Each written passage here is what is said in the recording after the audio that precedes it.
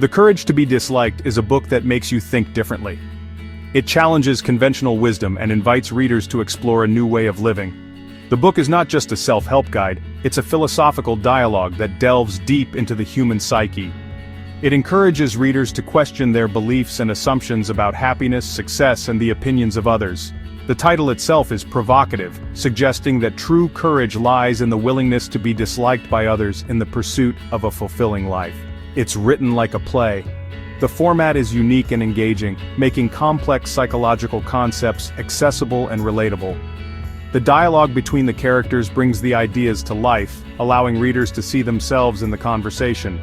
This theatrical approach makes the book not only informative, but also entertaining. It's like watching a thought-provoking play unfold in the pages of a book. A young man talks to a philosopher. Their conversation is intense and thought-provoking, covering a wide range of topics from personal responsibility to the nature of happiness. The young man represents the doubts and fears that many of us have, while the philosopher offers wisdom and insights that challenge these doubts. Their dialogue is a journey of self-discovery and enlightenment. They debate how to find happiness. The philosopher argues that happiness is not something that can be found or achieved through external means. Instead, it is a state of mind that comes from within. This idea is revolutionary and challenges the common belief that happiness is dependent on external circumstances. The debate is lively and engaging, encouraging readers to reflect on their own beliefs about happiness. The book is based on the ideas of Alfred Adler. Adler was a pioneering psychologist whose theories on individual psychology have had a profound impact on the field. His ideas about the importance of social interest, personal responsibility, and the power of choice are central to the book's message. The authors have taken Adler's theories and presented them in a way that is accessible and relevant to modern readers. He was a famous psychologist. Adler's work has influenced many areas of psychology, including therapy, education, and personal development. His emphasis on the importance of community and social connections is particularly relevant in today's world, where many people feel isolated and disconnected. The book brings Adler's ideas to life, showing how they can be applied to everyday situations. The book starts with a simple idea.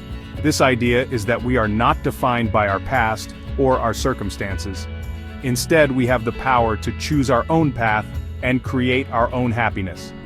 This concept is both empowering and liberating, offering a new perspective on life. It encourages readers to take control of their own destiny and to live in a way that is true to their values and beliefs. Many people believe happiness is hard to find. They feel trapped by their past experiences, their current circumstances, or the expectations of others. This belief can lead to feelings of frustration, helplessness, and despair.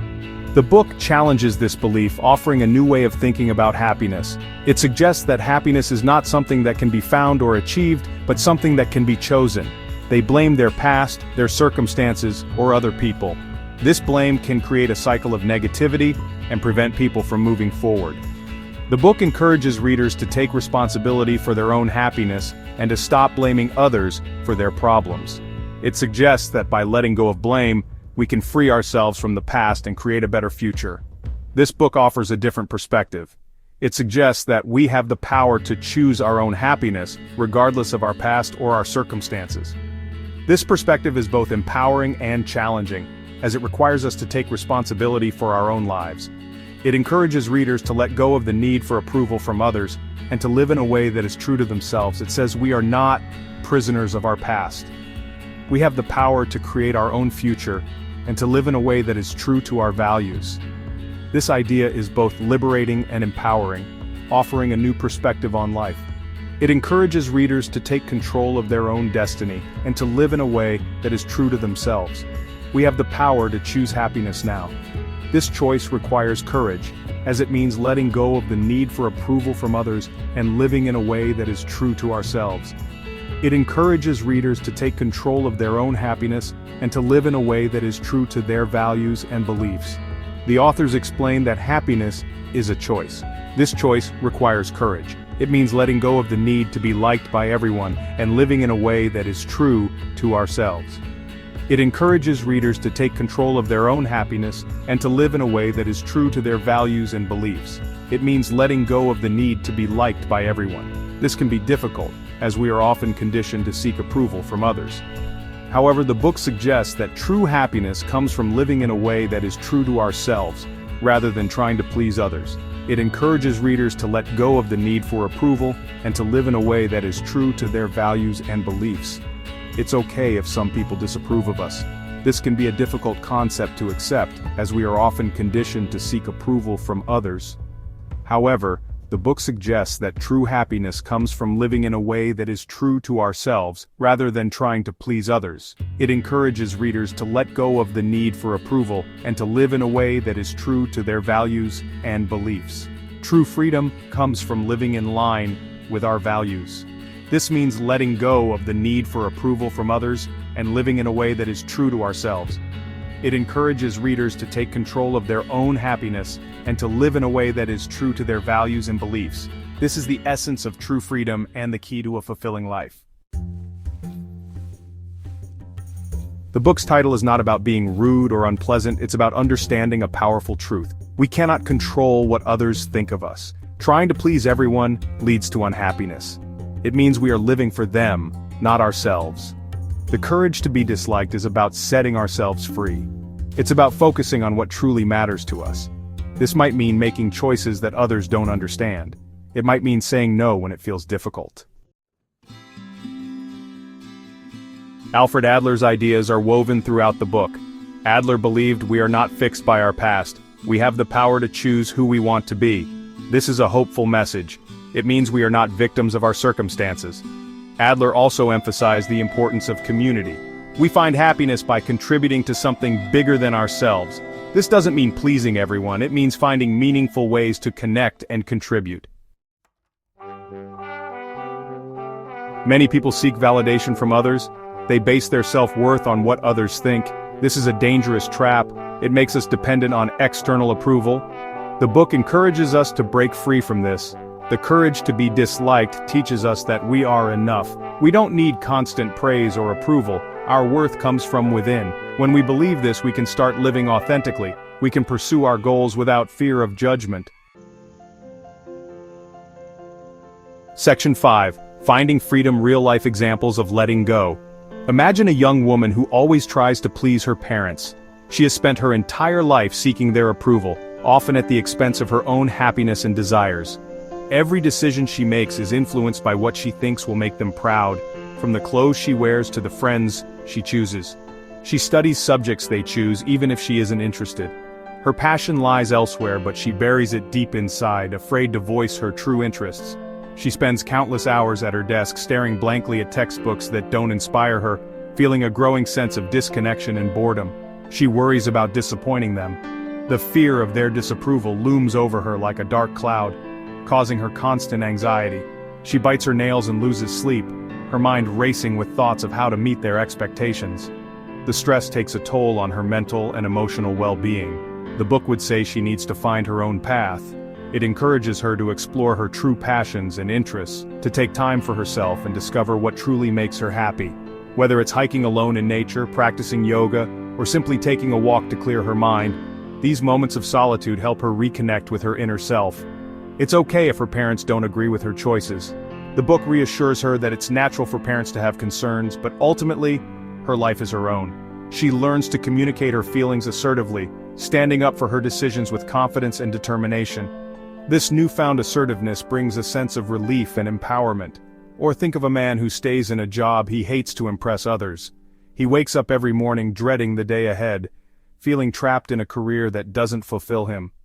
Despite his outward appearance of success, he feels a deep sense of discontent and frustration. He's afraid people will judge him if he quits. The fear of judgment from colleagues, friends, and family keeps him stuck in a cycle of unhappiness. He worries about being seen as a failure or a quitter, and this fear paralyzes him, preventing him from making a change. The book would encourage him to find work that aligns with his values. It suggests that he take the time to reflect on what truly matters to him, to identify his core values and passions. By pursuing work that resonates with his inner self, he can find a sense of satisfaction and purpose that was previously missing. He doesn't need to stay trapped to please others. The book emphasizes the importance of living authentically, free from the constraints of others' expectations. As he takes steps towards a new career path, he feels a weight lifted off his shoulders. He finds joy in simple moments like talking to friends or sitting in a park, feeling a newfound sense of freedom and happiness. Section 6. The courage to change, stepping out of our comfort zones. Changing our thinking takes courage. It means confronting our fears and insecurities. We might need to learn new skills or face uncomfortable situations. But the rewards are worth it. The book encourages us to step outside our comfort zones. It reminds us that growth happens when we challenge ourselves. Each small step we take builds our courage. It brings us closer to the life we want. Section 7. Building self-acceptance, embracing our imperfections. Nobody is perfect, we all make mistakes. The book stresses the importance of self-acceptance. This means accepting ourselves, flaws and all. It means being kind to ourselves, even when we stumble. When we practice self-acceptance, we stop comparing ourselves to others. We appreciate our unique strengths and talents. This frees us to live with more joy and authenticity. Section 8. Happiness within reach, a matter of choice. The book argues that happiness is not a destination. It's not a place you arrive at after a long journey, nor is it a reward waiting at the end of a difficult path. Instead, happiness is a state of being, a way of traveling through life. It's about finding joy in the little moments, the everyday experiences that make up our lives. It is a way of traveling. Imagine the journey of life as a road trip. The scenery changes, the weather varies, and the road can be smooth or bumpy. But what truly matters is how you choose to experience the journey. Are you focusing on the potholes and detours, or are you appreciating the beautiful landscapes and the company of loved ones? It is a choice we make each day. Every morning we have the opportunity to decide how we will approach the day ahead.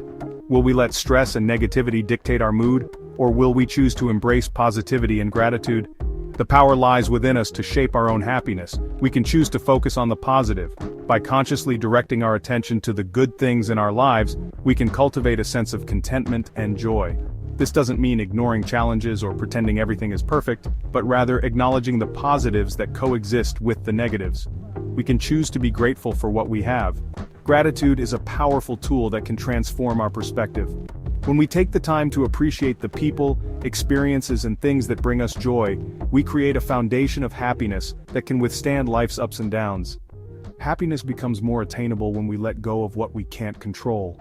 Often we waste energy worrying about things that are beyond our influence. By focusing on what we can control, our thoughts, actions and attitudes, we can find a sense of peace and contentment. We can't control the past, but we can control our responses to it. The past is unchangeable, but our reactions to it are within our power. By choosing to learn from past experiences rather than dwelling on them, we can move forward with a positive outlook. We can choose to learn and grow from our experiences. Every challenge and setback is an opportunity for growth. By embracing a mindset of continuous learning, we can turn obstacles into stepping stones on our path to happiness.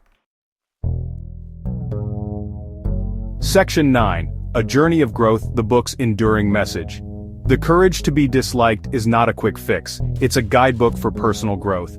It invites us to examine our beliefs and behaviors. It challenges us to live more authentically. The book's message is simple yet profound. We have the power to choose happiness. We can find freedom by letting go of the need for approval. It takes courage, but the rewards are immeasurable.